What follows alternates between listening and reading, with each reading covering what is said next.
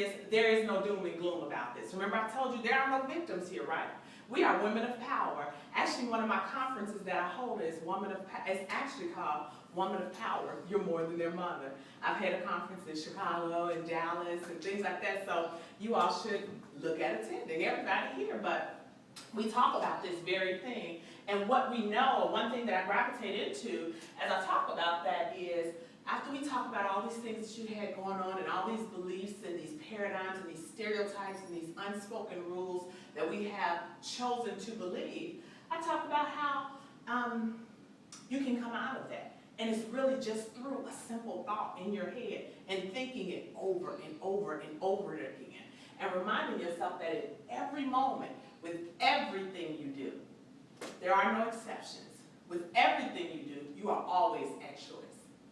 So I have an extreme example that I use all the time. If you were, excuse me, and I'm going to do it here, but it's for the purpose of reinforcing this being at choice. If you were in an unfortunate circumstance and there was a gunman holding you hostage and said, if you move, I'll shoot. At that moment, do you know you have a choice? You can choose to what? You can choose to what? Move or not move. Move or not move. How empowering is that? In that moment of severity where we think all hope is lost, you actually could move, couldn't you? It could be a chance that he could sneeze, you could kick the gun out, you could run faster than a bullet, whatever works in your brain, right? But to know that there is no circumstance that you don't have a choice is empowering.